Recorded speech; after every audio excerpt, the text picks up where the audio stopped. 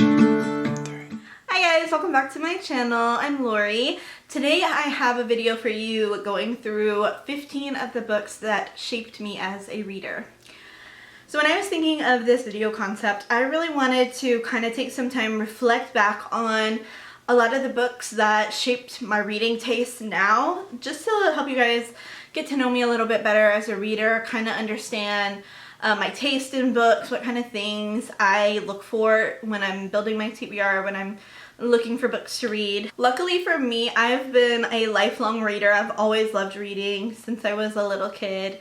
My mom actually worked in a library when I was growing up, and so I just spent a lot of time surrounded by books, being there with her. And honestly, I grew up in a home that was always surrounding, like having books surround me and things. So I really think that that's so important for kids, like just to grow up with seeing their parents reading and things like that. Of course, I could go on like former educator spiel about the importance of having books in the home, all that kind of stuff. But it's also just such a privilege and such a gift, like reflecting back and realizing how much books were a part of my life and how accessible they were to me. And I don't take that lightly. Like I can like reflect back and see how much of an advantage that gave me in life to always have books in the home and always have easy access to reading and to books, and to not have any struggles with learning how to read and things like that.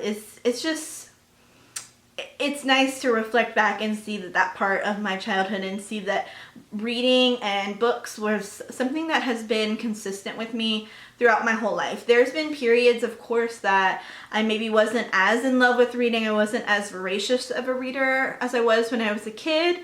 Obviously when you're a kid, the books are smaller, you get through them a lot quicker. And then, as you get older, you get chapter books and stuff, and maybe my attention span got a little shorter, and it's harder to like get through books as quickly. I'm not a fast reader, but I'm okay with that. I would rather, like, when I do physically read a book, I'd rather take my time with it. And a lot of these books that I'm going to be talking about, these are books that I read physically, and I really took the time to ingest them fully. And these are books that, like, reflecting back upon my life, they've stayed with me for a reason, and they've shaped me as a reader, because all of these books have kind of informed the tastes, the tropes I look for, the genres I like to read, going all the way back from books I read in my childhood. So it's really interesting to reflect back on that and just see how much books and reading shaped my life. So starting with some of my childhood books. So I have memories all the way back from elementary school, always loving to go to the school library. And I remember the first book I ever checked out from my elementary school library in first grade, when we were first allowed to go, because we didn't go in kindergarten. We went in first grade to check out a book from the library.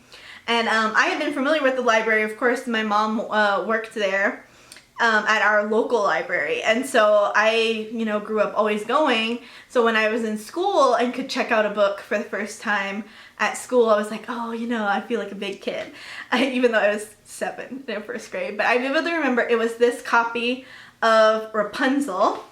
I loved it so much, I have purchased a copy since then and have carried this copy with me for forever. But this is obviously not the version I got from the library, but this is the Rapunzel book that I first checked out as a first grader in elementary school. And I just loved the illustrations. They're absolutely gorgeous. I did not know how to read the text at the time, but I had my mom or dad read it to me. And honestly, I think I just picked it because of the beautiful art. And I just think it's interesting, like, this was the art that enticed me as a first grader.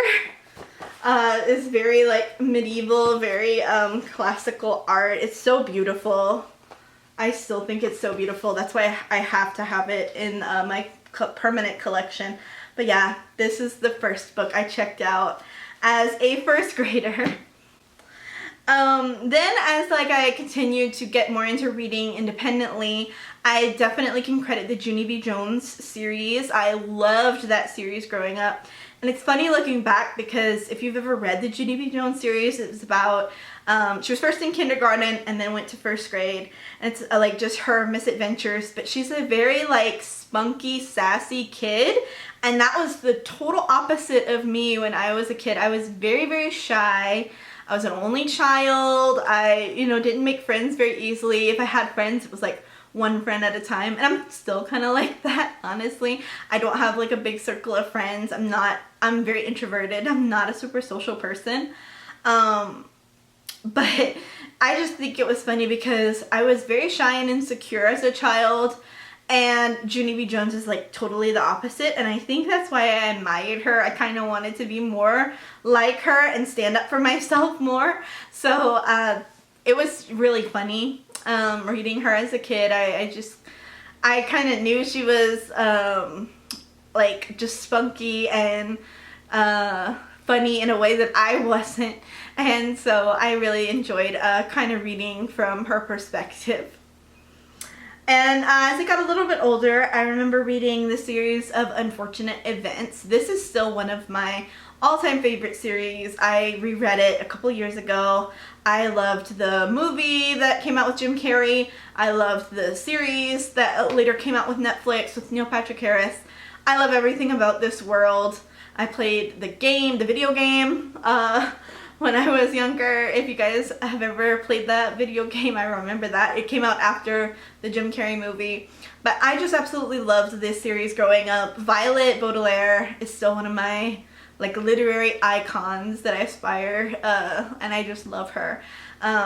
Klaus Baudelaire as well, being the voracious reader that he is. And I just thought it was really inspiring. This series follows 3 orphans who their parents die in a tragic fire, and they are handed off throughout the series to several guardians, and they get into all kind of hijinks and misgivings and trouble with their first guardian, who is the villain of the series, Count Olaf. It was really cool as a kid to like have this series that it wasn't something that like, it was kind of different from a lot of the other stories I had heard before of like fairy tales and things where everything has a happy ending, where if you read the series of Unfortunate Events, it's literally a series of unfortunate events and things that happen. But at the same time, even though all these bad things keep happening to our characters, there's so much hope in this series.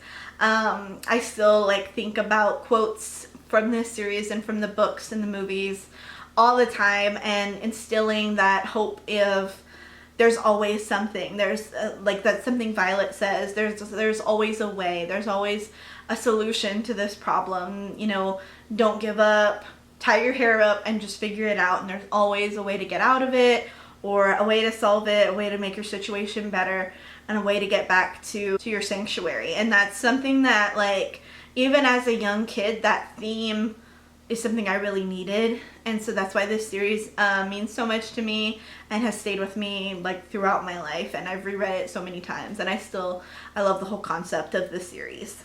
Next up, I guess that was kind of like a little bit of a morbid kid, a little bit more into the dark, mysterious things, because I was always really intrigued by horror movies. I grew up in like early 2000s when we were at the cusp of still having physical movie stores with like DVDs and even VHS tapes when I was really young, but like DVD stores where you could go rent a DVD. Like, yeah, that was a thing if you were born past 2009 or whatever.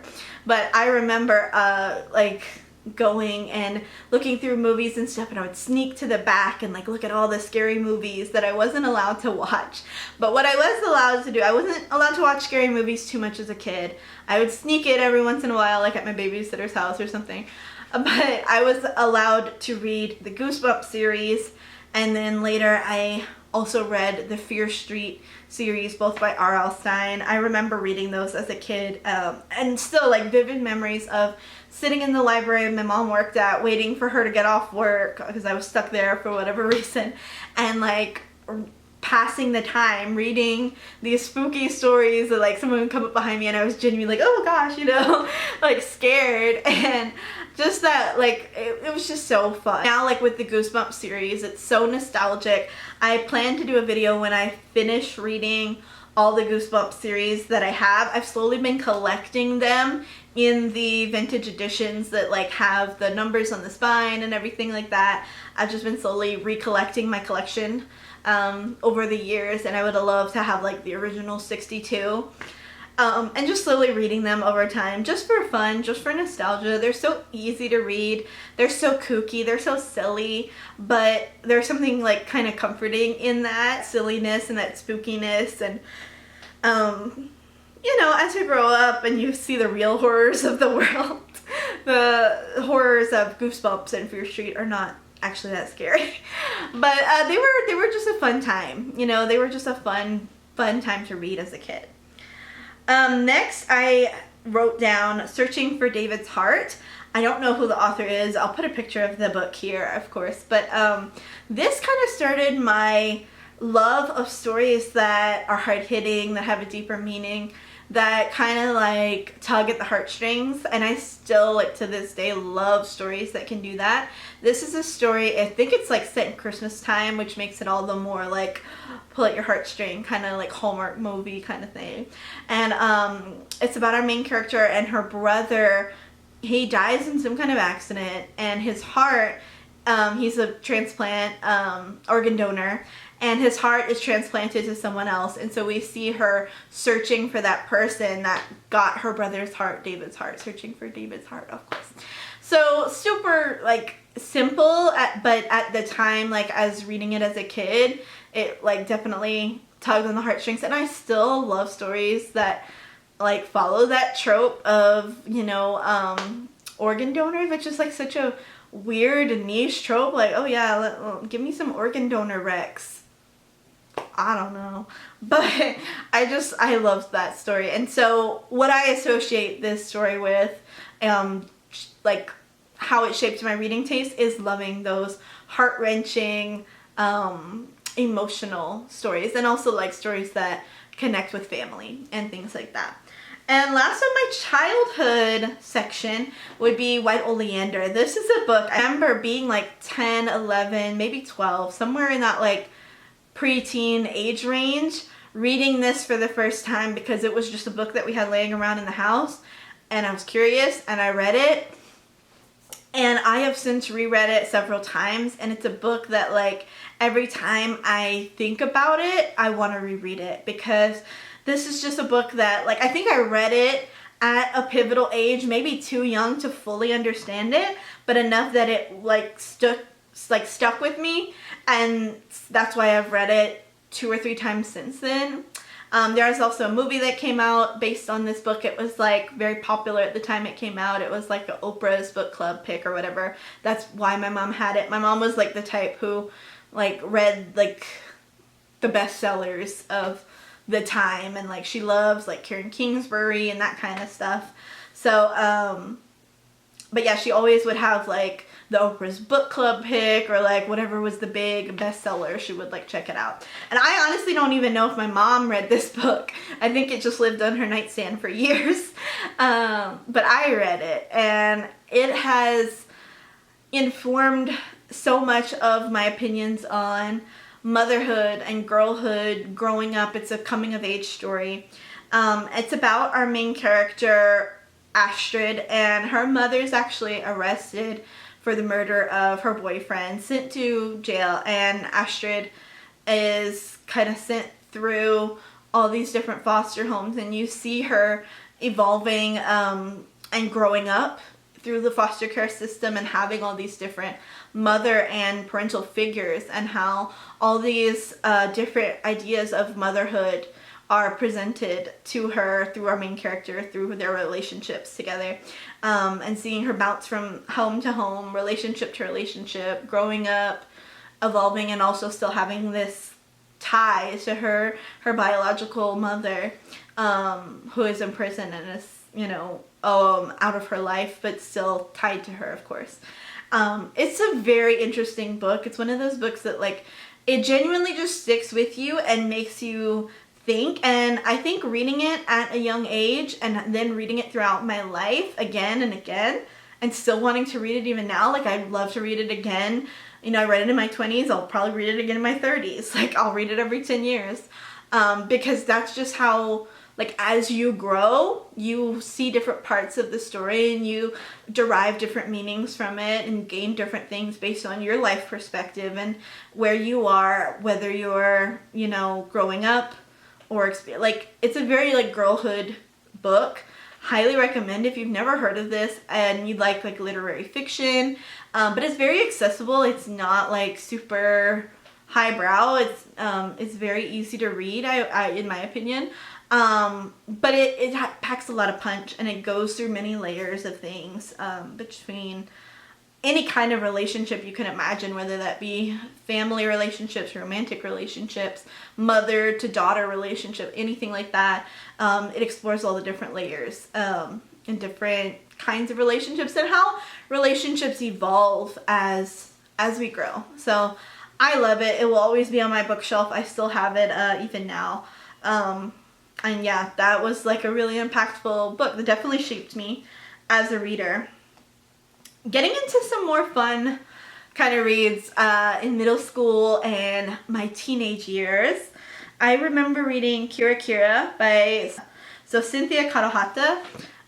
This is about kind of like seeing those roots back of searching for David's heart and White Oleander, seeing the importance of family relationships. This is about a girl who is mostly taken care of by her older sister because her parents are always working. They're immigrant parents, constantly working. I think it's even like a single mom, if I can remember right. I think she's a single mom, and so she's really taken care of mostly by her older sister, and seeing their girlhood and growing up together, only to, as they start growing, and as she starts, our main character starts growing up, her sister is sick and her sister falls ill, and how that impacts their relationship and how it impacts the rest of her life. But yeah, definitely continuing on with loving, emotional stories, impactful stories that pull at your heartstrings. Of course, I have to talk about the Twilight series. Of course, I read the Twilight series in middle school when it was like originally popular, OG, like before the Twilight Renaissance, when Twilight originally came out. I lived in that era. I remember going to the midnight premieres when the movies came out. I remember reading the books, like have childhood memories of sitting in a tree with my childhood best friend reading Twilight. Like, yeah. Prime Twilight years. Would I say that this shaped my reading in the opinion that I love paranormal romance or fantasy now? No, I'm still not a big fantasy girly. I say with ACOTAR right behind me. I will read a fantasy series every once in a blue moon and I'll love it, but I can't, like, that's not my main genre. But I'll read the big ones as they come out, of course. But yeah, I love Twilight. As you can see, it still lives on my bookshelf, of course. I'll never get rid of it. I was Team Jacob, if that matters to you.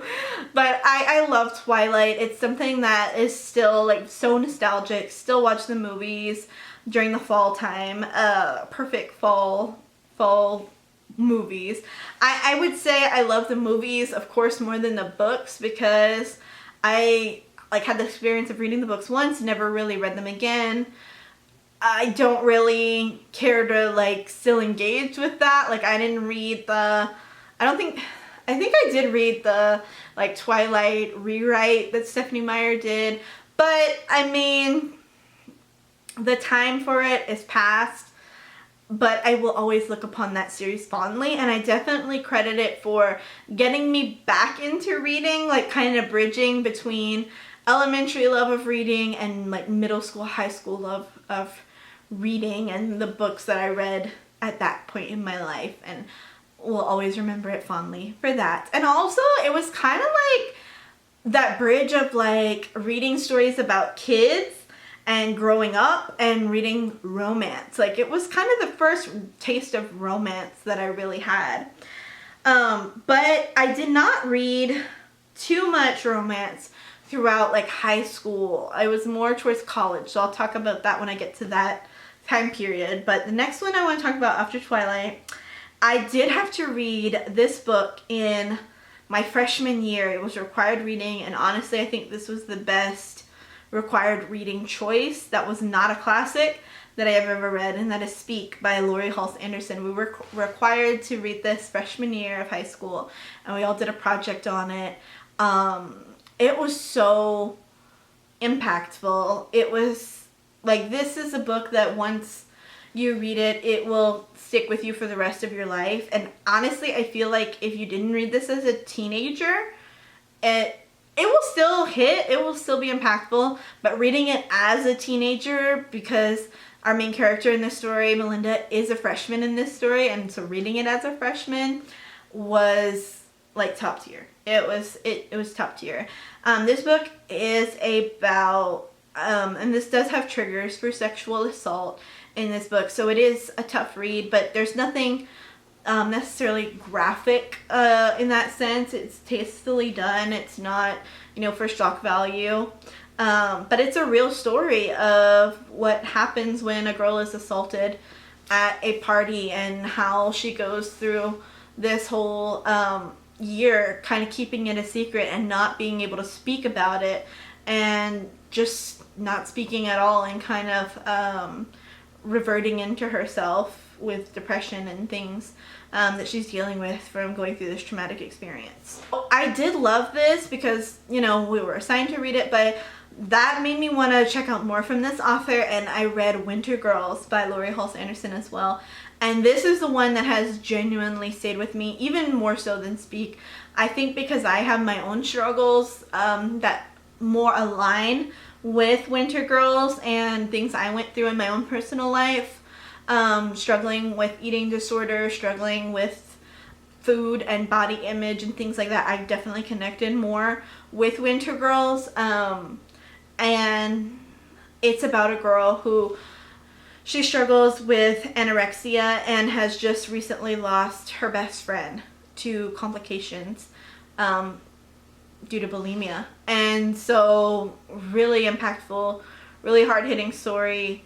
I don't like to read contemporaries that have nothing to say. Like, even in my romantic contemporaries that I read now, it really will make it a 4 or 5 star for me if it can talk about a real life issue, a mental health issue, something that's hard-hitting. And so, like I said, it's like that golden thread that goes throughout all my reading. I read stories to kind of see perspectives that are mirrors to myself, but also windows to perspectives and life experiences that I don't have, and seeing what that kind of life experience is through a character's lens, getting to understand that life experience and why people think the way they do.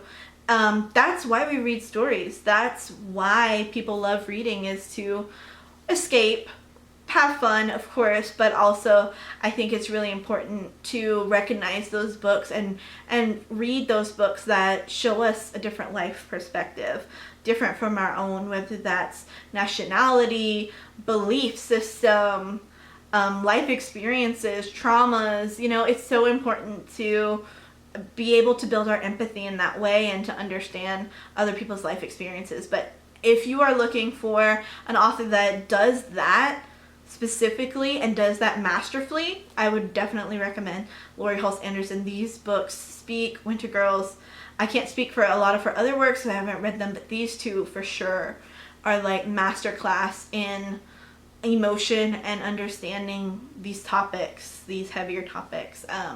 Absolutely love them. Next, I want to talk about one of my favorite books that has just like given me a lot of comfort throughout the years. This story, The Perks of Being a Wallflower. If you haven't read this, this is the quintessential story of an introvert, and there's nothing that kind of describes the feeling of being an introvert, of being this observer that is very observant of all these things happening around them, and kind of the storyteller of all these pieces of life happening around them than this story. I relate to this book so much. I relate to this character so much.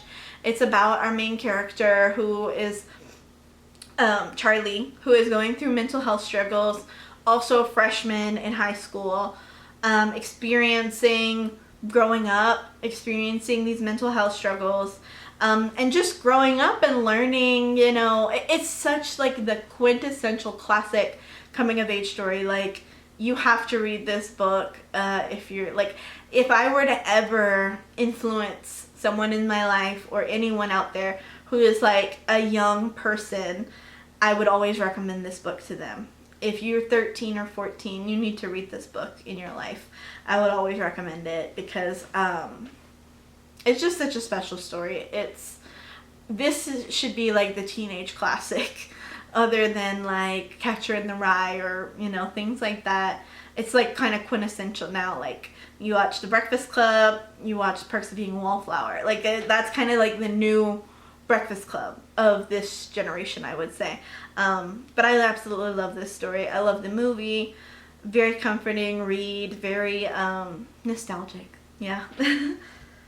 So, oh, and then I also was, of course, tasked to read The Great Gatsby. That was like one of my favorites in high school when we read The Great Gatsby. And I remember we read it like a few months before the movie came out. So then like reading it and like ingesting that whole story, and then getting to see it with like the new film with Leonardo DiCaprio.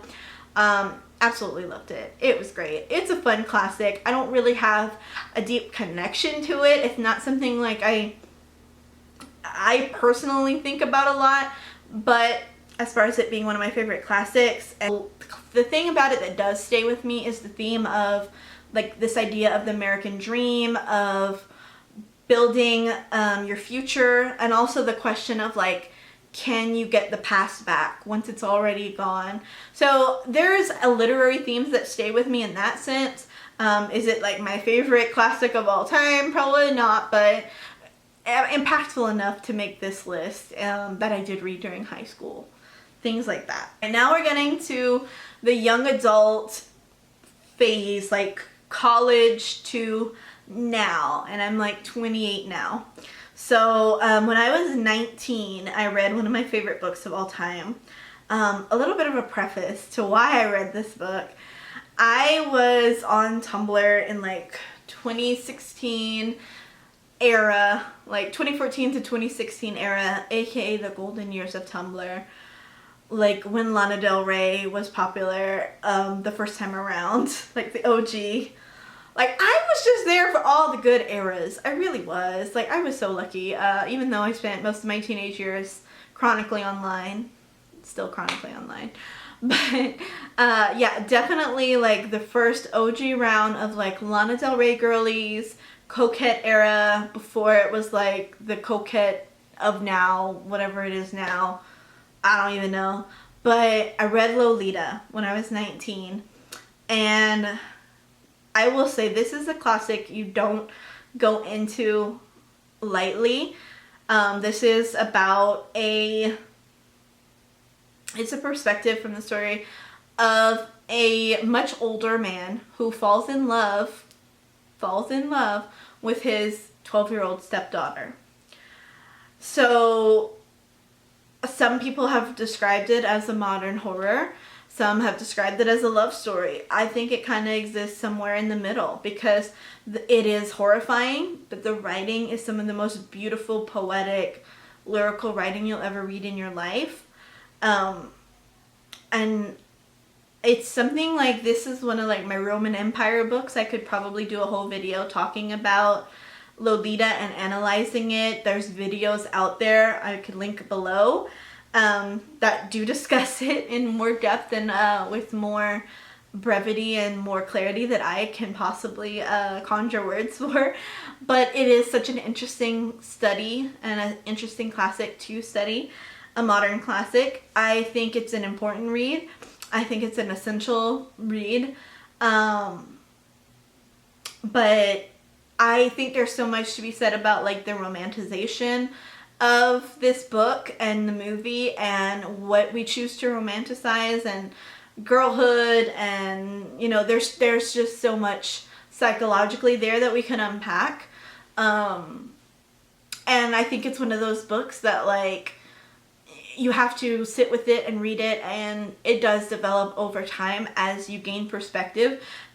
Definitely perspective going from reading it at 18, 19 to being much older now, and feeling that maturity and feeling the weight of the horrifying reality that this book portrays, and how it is so ingrained in our society, how these tendencies and the sexualization of girls and children is so ingrained in our society, and it's disgusting. It's hard to read. It's hard to think about, but it's important. You know, this is our reality, and I think that was the intention behind Nabokov writing this book. And it has always been so vastly misunderstood and so argued about, is because the reality of kind of holding a mirror to our society and forcing us to look at the ugliness of what has become ingrained in our society. And in time, when I become more eloquent with my words and I could really sit down and like script it out and write a whole vision of the scale of this book, maybe that is something I will do, but I will link down some videos below if you're interested, about amazing video essays I've seen about this book. But definitely a book that has stayed with me, and it's still one of my favorite classics despite the topic. I think you have to kind of liking this book and loving this book is not you supporting the topics of this book. I think we need to use our critical thinking skills in that sense, and have some media literacy, and understand that liking this book, it does not equate with agreeing with the topics in it, or encouraging that or promoting it in any way. The second one I want to talk about in the young adult category would be the Captive Prince series. This is like one of those few fantasy series, like once in a blue moon, that I'll read. And it's not even really a fantasy series. It's just set in like kind of that medieval alternate world. So this is about two kingdoms that are at war, and we have one prince, Laurent, who is like from this very French-inspired kingdom there, and Damien, who's from like, it's almost like Greek-inspired kingdom, or Greek or Roman-inspired kingdom. And Damien is betrayed by his half-brother and sold as a slave to Laurent's kingdom, and he is sold to the Prince of Vere. This is like a very hard read. Again, like, I think you're noticing a theme that I just like things that are hard-hitting, somewhat triggering to me. Help me process my trauma through literature, if you will. But I absolutely loved this story because I definitely connected with Laurent. I will say this story does have heavy trigger warnings that I would encourage you to research and look up before you attempt this series if you've not read it. This was like a series very popular a long time ago, quite a few years back. It lived its heyday, and a lot of people read it then. A lot of people recommended it then. I still think if you've not read it, and the premise seems kind of interesting to you, I would definitely still recommend checking it out. I think there's a lot to be gained from it, but go in knowing that there are a lot of there's a lot of triggering content surrounding childhood sexual assault, and again, kind of exploring how pervasive it is into a society and how ingrained it can become in a society, and how evil it is in society.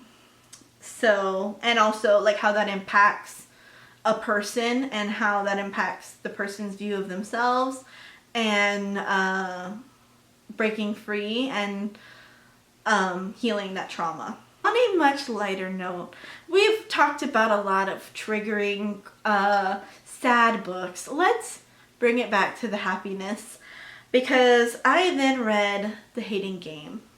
The Hating Game changed the trajectory of my reading completely. I can say that with a smile on my face. I absolutely love this book.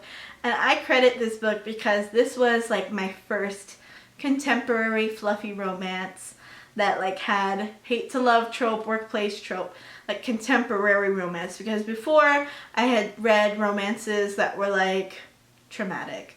I still love reading traumatic romances. But this one kind of opened my eyes to the fluffy, light side of romance that I still really enjoy, like the escapism element of romance. And I just love this book. I love Lucy and Josh. They're still like some of my favorite characters. A lot of my favorite books, I'm very lucky, have been turned into movies. I love the movie on Netflix. It's a guilty pleasure. The movie is okay. It's alright, but the book is actually so much better than the movie, trust me guys. It's so cute. I love it. I love Lucy as a character, and I think like something we don't get to see in the movie, they don't really touch on it that much, is that like Lucy's parents own a strawberry farm, and there's like this whole thing with like him calling her short stack or shortcake. I think he says shortcake. But it was so cute, and like, oh, I love it. I love it. It's just so cute. And it kind of made me fall in love with just cute stories with like cute bookish boyfriends, and being able to enjoy reading as like an adult, like going from like, this is the bridge of going from super analytical, super deep reads and just having fun with reading. And there's nothing wrong with that.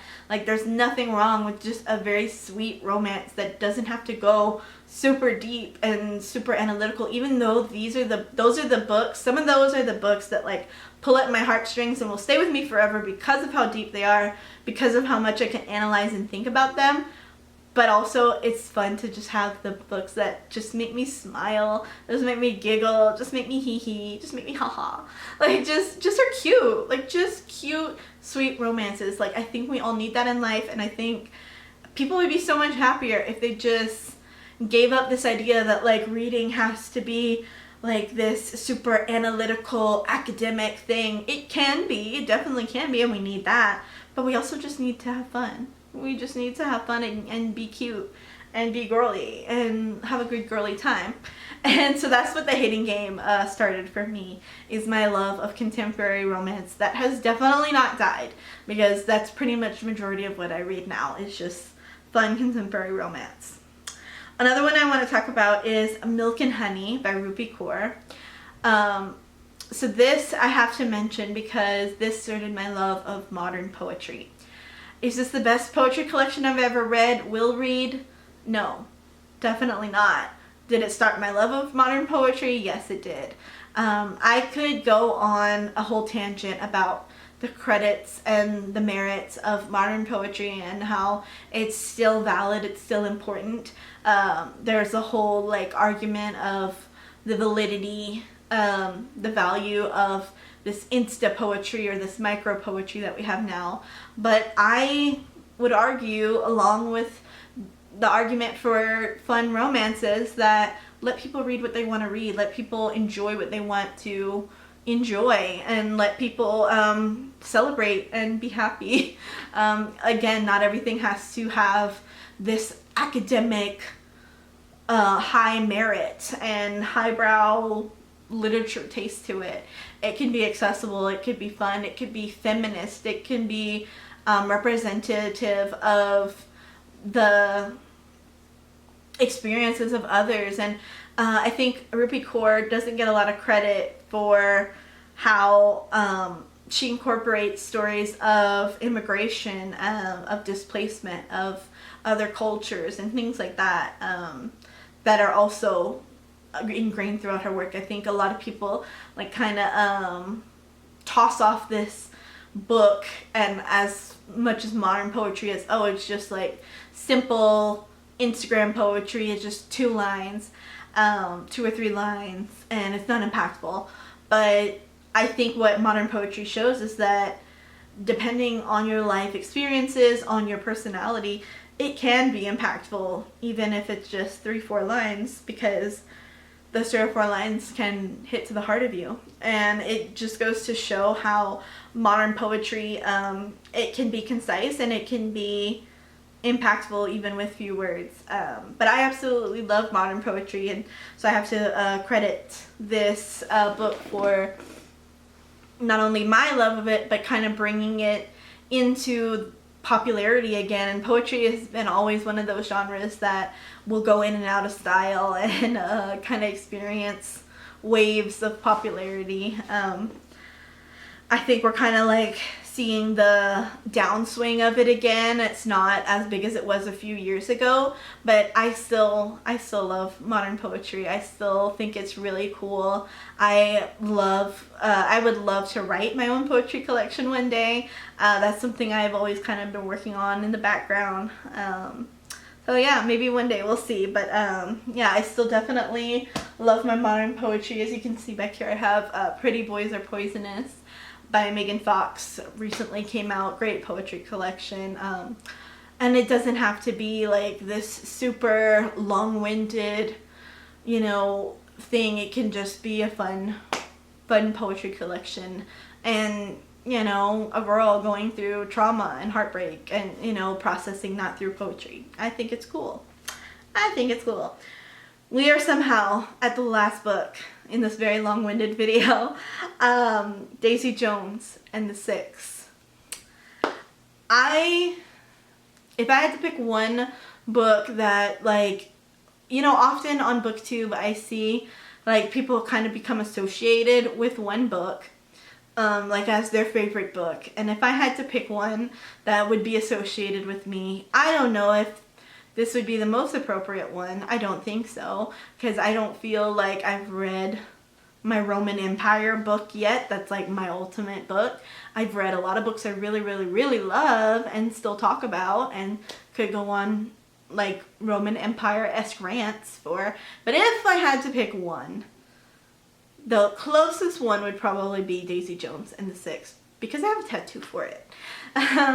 So if by some chance you're not familiar about this book, it follows a fictional 1970s rock band that is very much inspired by Fleetwood Mac and Stevie Nicks, and it follows them as kind of like a behind the music kind of thing of telling the story years later why they broke up after this super successful album that they had, and why they broke up and never performed together again after this super successful album and tour.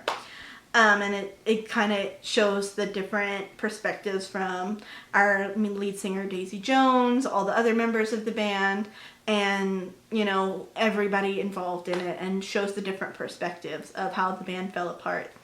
But Daisy Jones is a character, and her story and her aura and how inspiring she is to me as a character. I absolutely love her and look up to her, admire her.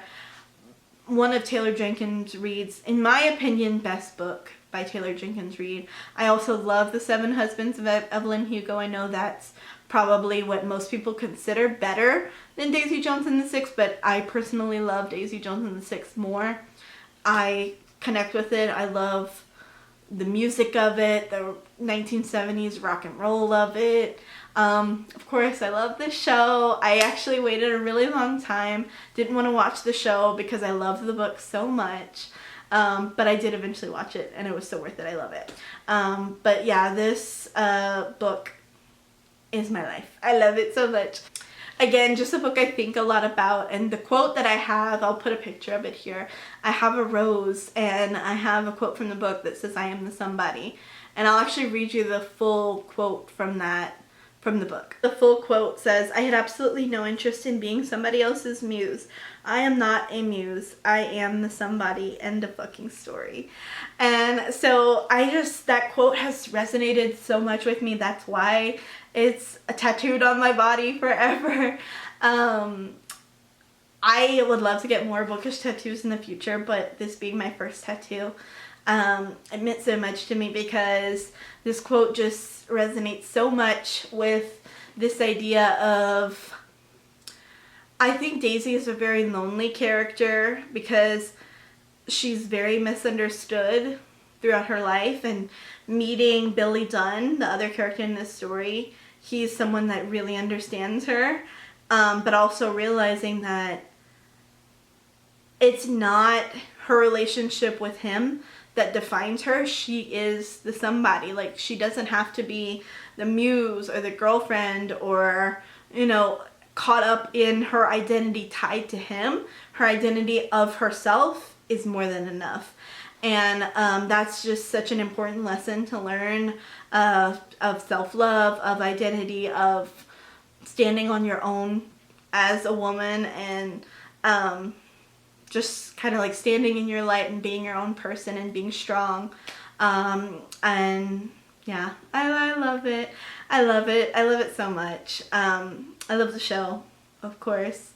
But yeah, I don't think, I haven't read a book since Daisy Jones that impacted me quite in the same way. So that's why it's the last one on this list for now.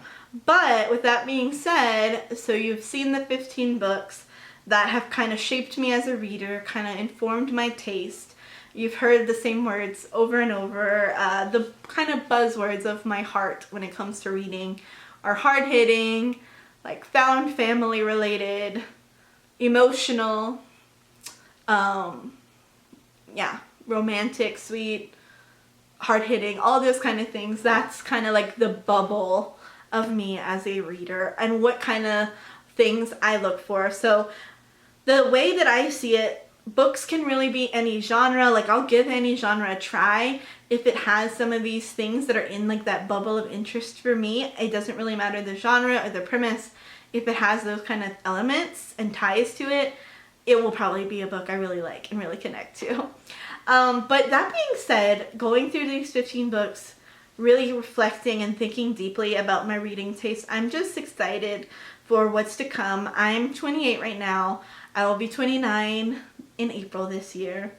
Kind of my 20s coming to an end, grieving kind of the youth of myself, but also just feeling like this sense of maturity and the sense of growing and my prefrontal cortex developing, and you know, things like that, and like looking towards my 30s in life. And also, since reading is such a big part of my life, thinking about how my reading taste is gonna change and develop and grow, but still stay consistent through my 30s. I'm so excited.